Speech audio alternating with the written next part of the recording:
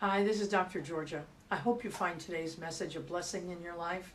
We want to make sure that we continue to provide these video messages for you when you can't come to church, or for those of you who live in a different state, or we noticed recently we have a lot of people in even different countries who are tuning in. So if that is you and you can donate to us, we invite you to hit that donate button just below the message here. So thanks so much.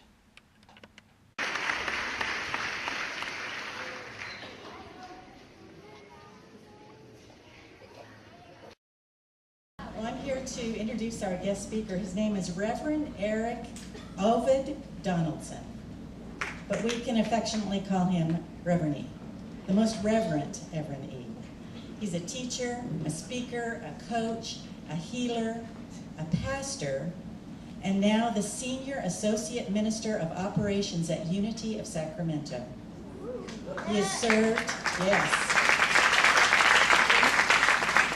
He has served as an International Youth of Unity President, an Associate Minister, and has simultaneously directed 3 study groups. He's a very busy man. He has many accomplishments, and a few are: he placed first in a semi-final round of the 2014 Toastmasters International World Championship of Public Speaking. And he was inducted into the Board of Preachers at the prestigious Martin Luther King Jr. International Chapel at Morehouse College. But his true dedication is to the well-being of people from all walks of life, including foster children, juveniles, recovering addicts, and ex-offenders. And over the years, he's really gotten a lot of notice for this. And so join me in welcoming Reverend E for his talk, Name Your Breakthrough.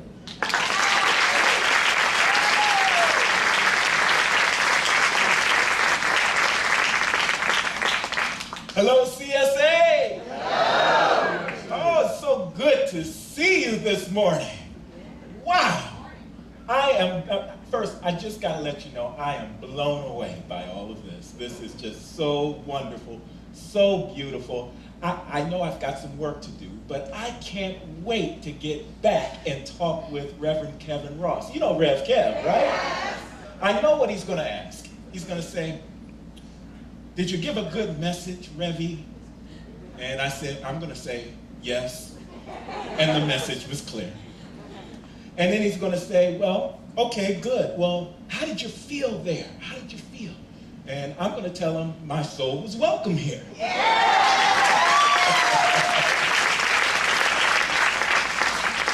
And so do you mind if I stir up the gift this morning? Tell someone, go like this and tell someone, stir up the gift. Stir up the gift. Stir up the gift. Yes. What I want to do today is bring something that is exciting and wonderful, but also thought-provoking and practical. I was reading Ernest Holmes last night. Let's hear it for Ernest Holmes. And something caught me in the reading. I was reading the Ernest Holmes papers. And he said that if someone ever asked us what we are, that he would say that we are practical idealists and transcendental realists. I love that. And to me, that is saying, okay, we certainly want to envision things, but we don't want to be so up in the air that we aren't anchored on the earth. And then also, we don't want to be so burdened with the gravity of life that we don't look ahead to bigger and brighter things and work toward those things. In the old church, they might say something like, you don't want to be so heaven-bound that you're no earthly good.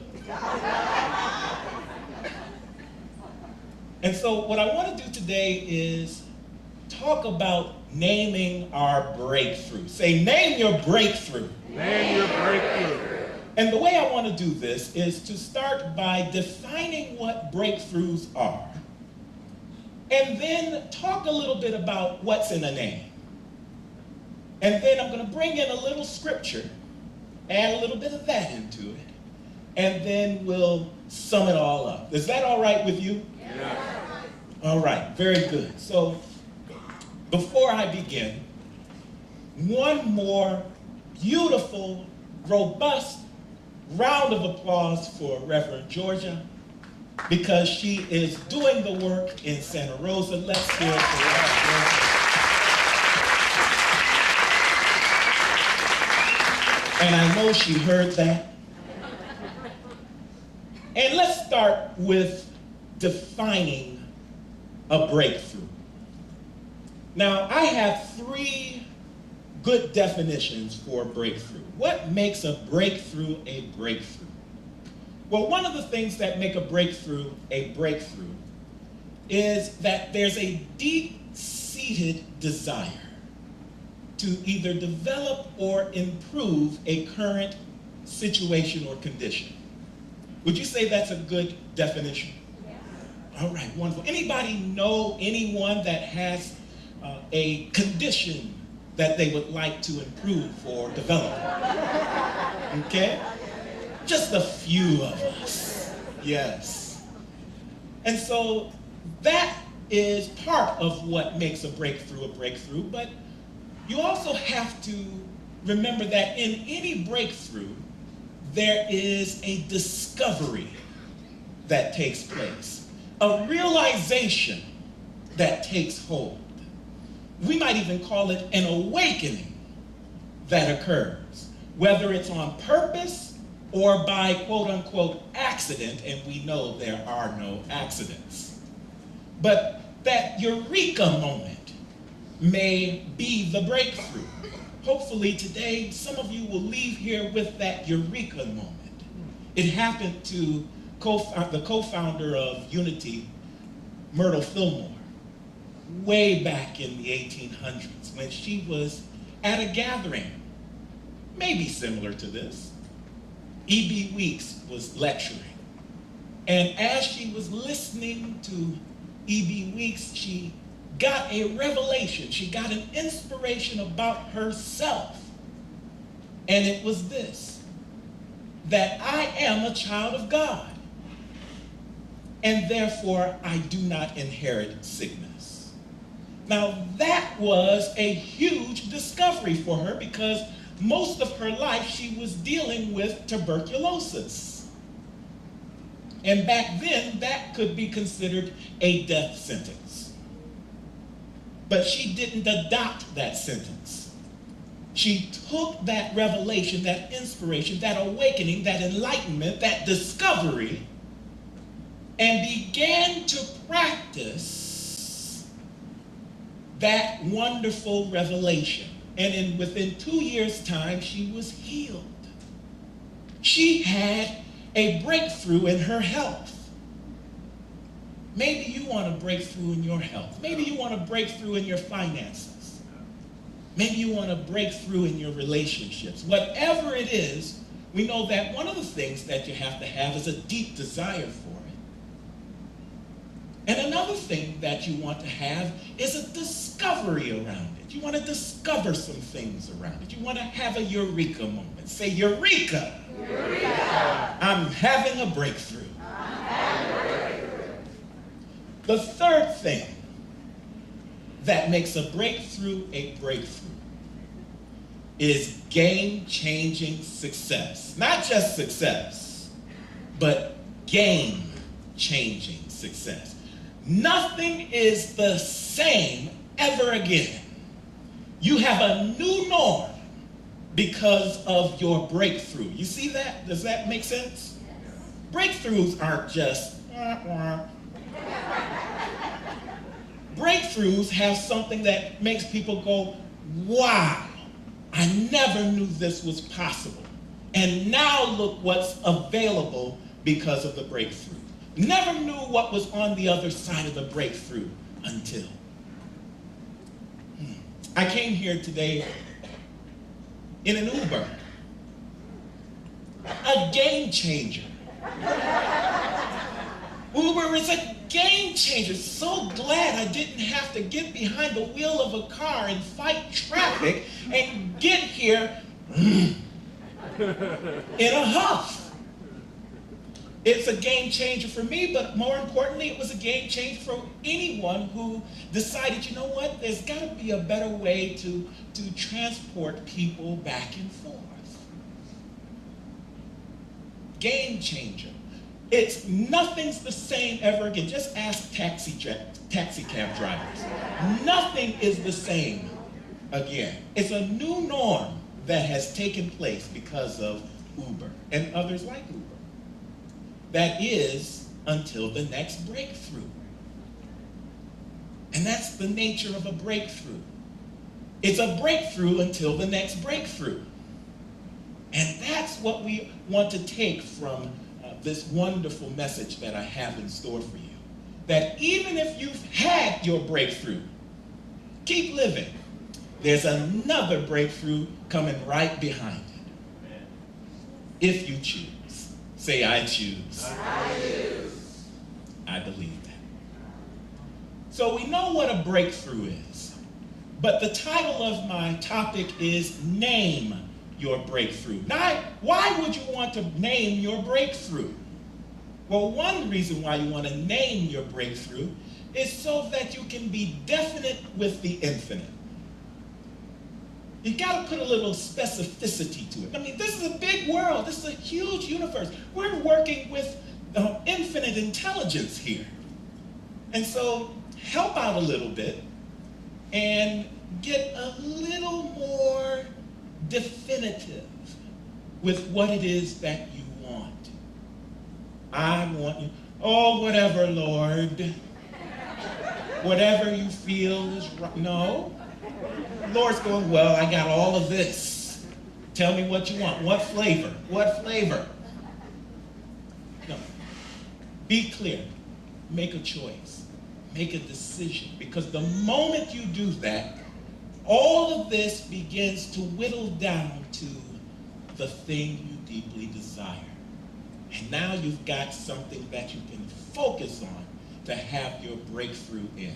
Make sense? Yeah. All right, terrific. So that's one of the reasons why you want to name your breakthrough. But there's another reason that we don't often consider. And it's this. Name exemplifies nature. Say it with me. Name exemplifies nature. Now, what do I mean by that? Well, I love the Bible. It's one of my strengths. I love all scripture.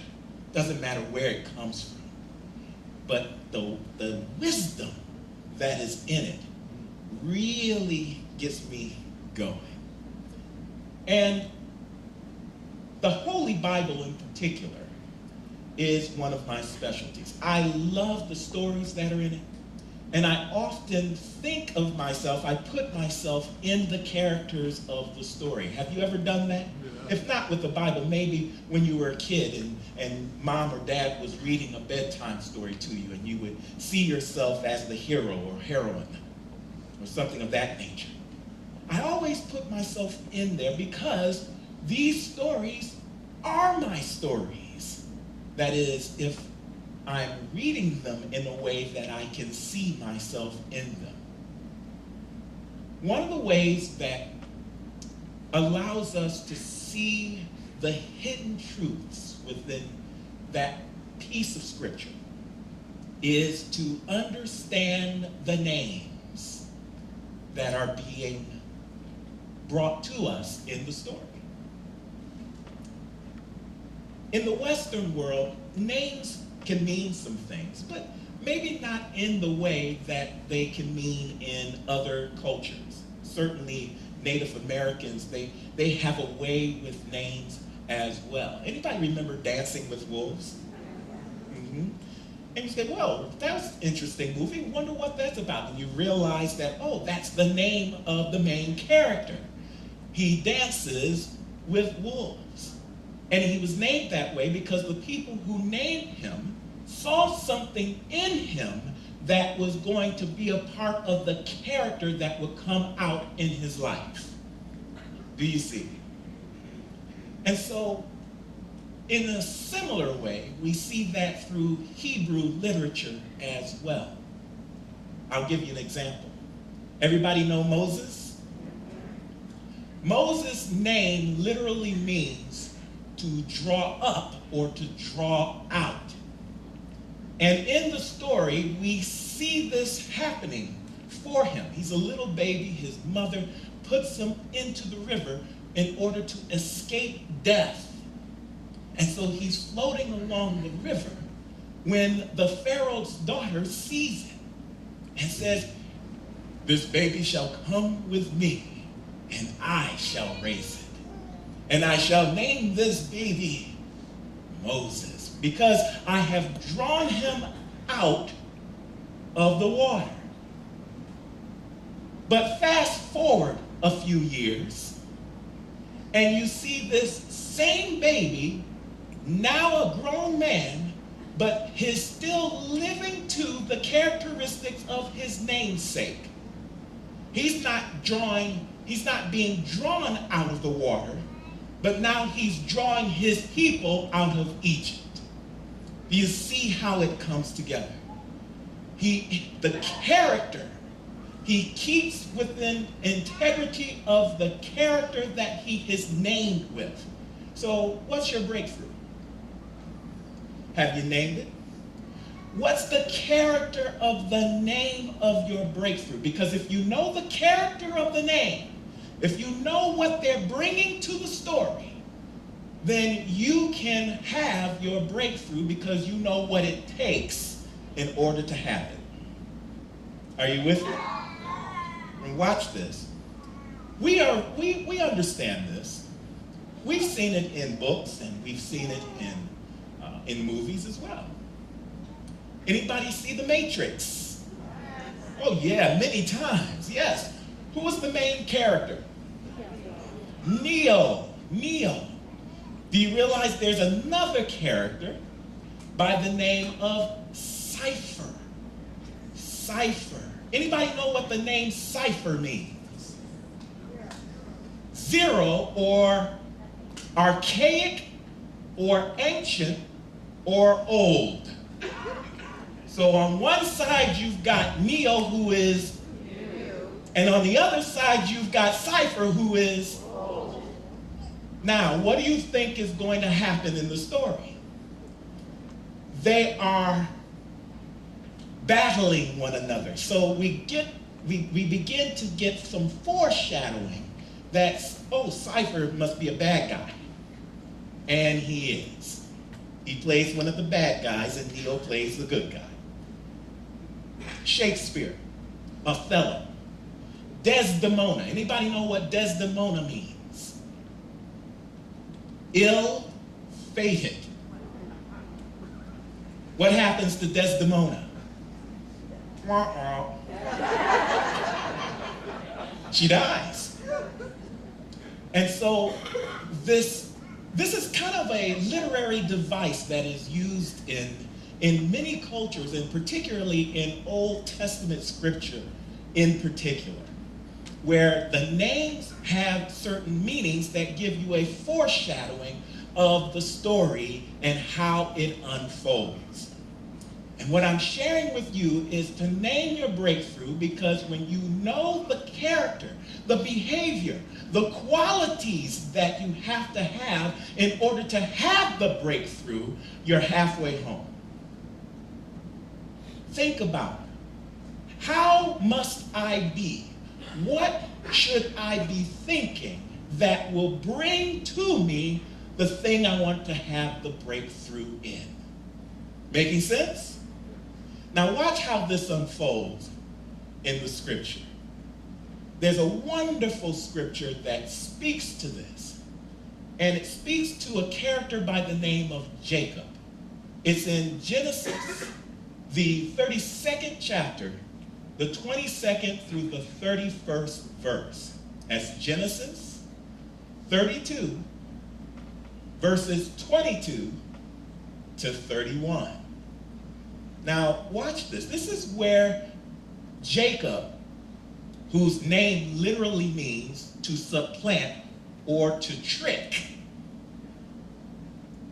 that's exactly what his character is initially. He's a trickster. He goes around getting things that isn't his. And he tricks people out of inheritance and so forth. Sometimes he gets tricked as well. But he's living his life in that way. And because he lived his life in that way, his brother Esau is out to get him. Oh, he's rallying the troops. And he's hunting his brother Jacob down for that final determination, for that final opportunity to take care of what hasn't been taken care of all this time.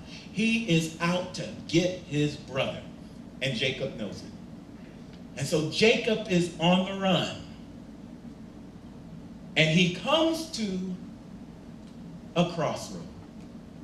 And this is where we pick up the story.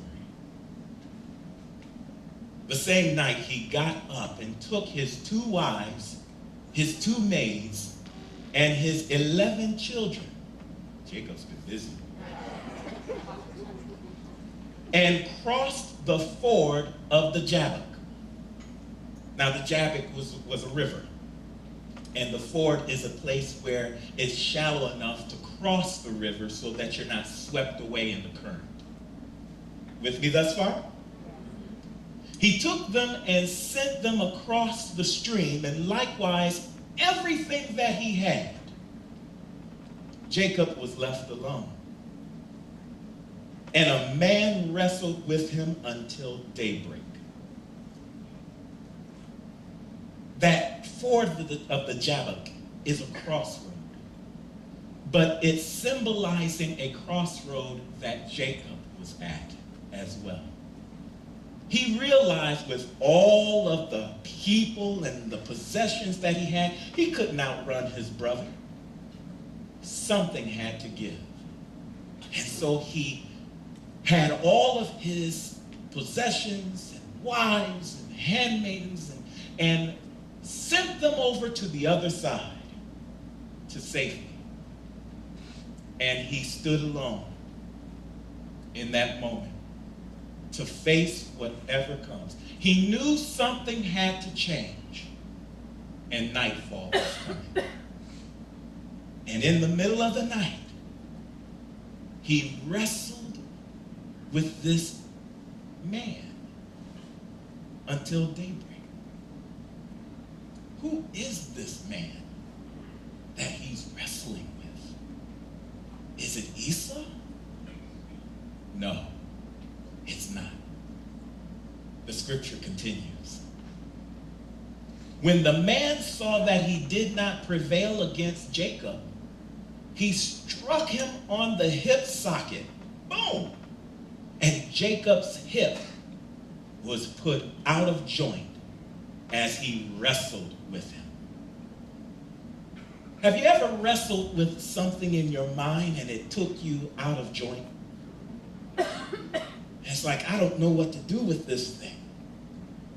I've got to figure this out. Well, he's wrestling and he's prevailing. The scriptures continue and says this. Then he said, this is the man talking, "Let me go, for the day is breaking." Hey man, we've been out here all night wrestling. Can we go home? I got children, I got something, I got things to do. The day is breaking. But Jacob said, "I will not let you go until you bless me." Say that with me. I will not let you go until you bless me. So here's Jacob wrestling with his own behavior, wrestling with who he wants to be now, wrestling with all of the things that he has done in the past that wasn't on the up and up. And what he's wrestling with is that which can make a change in his life. I won't let you go until you bless me. Sometimes we give up too easily. Sometimes we look at the way things appear and we feel that there's no hope. There's no way that I'm going to have the breakthrough that I have. But here we see someone that decides that if it takes all night, I'm going to hold on until the blessing comes. Go like this. Because the man that Jacob was wrestling was himself. I'm going to hold on to my higher self. That answer that I've been looking for. That person that I need to become until it blesses me.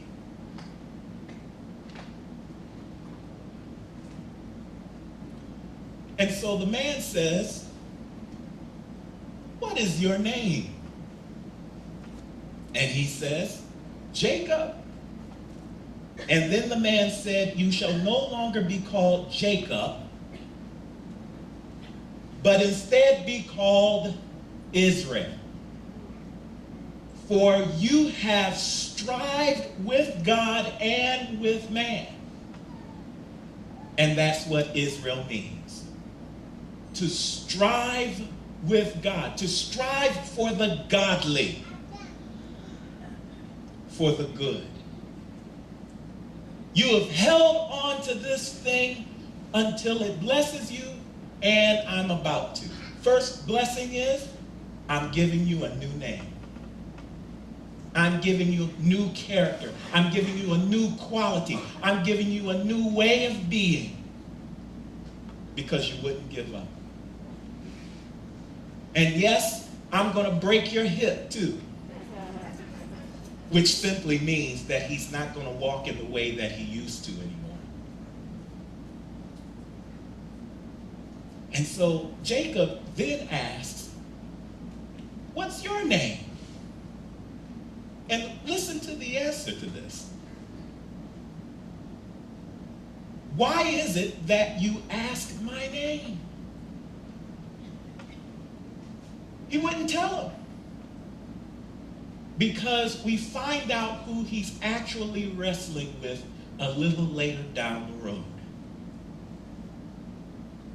It says, "And there he blessed him, so Jacob called the place Peniel," which means, "For I have seen God face to face, and yet my life is preserved." That higher self, that godly self, that was no man. That was the divine within the man that he was holding on to until it became him. Some might call this the midnight of the soul. Whatever you call it, he stuck with it until he had his breakthrough. Now, when Reverend Georgia comes back, I don't want anybody saying, "Reverend Georgia, I've changed my name. I used to be Samantha, and now I'm Brutus." Because it's not so much about the physical changing of the name. It's more about identifying the characteristics that you will require and may wrestle with until it becomes you and you have your breakthrough. Do you see that? Yeah. Some students wrestle with books. But if they hold on until those books bless them, they will have a new name. Doctor, PhD, MD, DIV. Get it? Practitioners, ministers, where are you? Raise your hands. I'm sure you've wrestled with a few things before you became a practitioner, a minister. No? You say, well.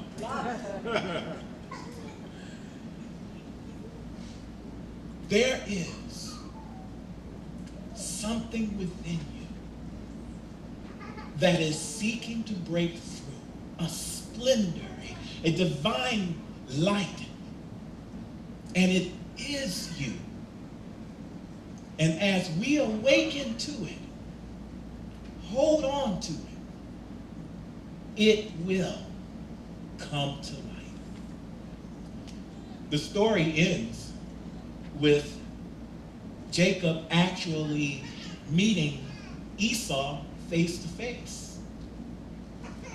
And it was nothing but a love fest. Probably because Esau saw the change. And it was one of those happy ever after moments for Israel.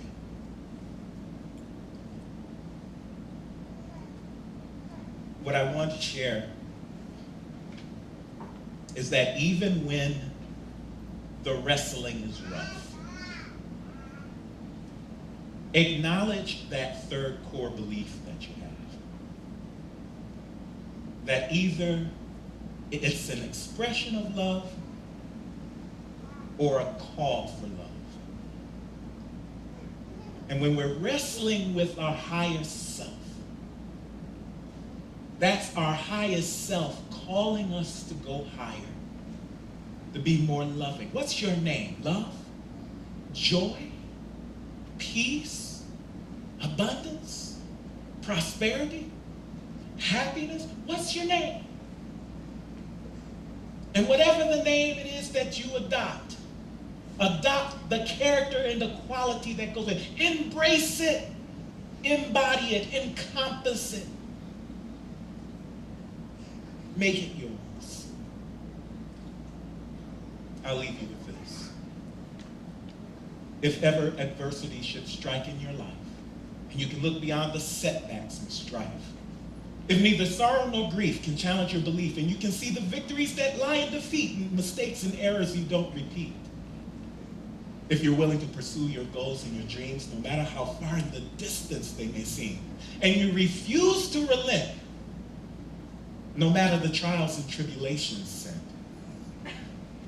if you can see all the beauty that lies all around you, and you know that the love of God surrounds you, and you can love yourself, then all the things that you could ever hope for and fight for and pray for will be there for the taking. For your dreams, my friends, were always in the making. Go get your breakthrough. So it is, so we are.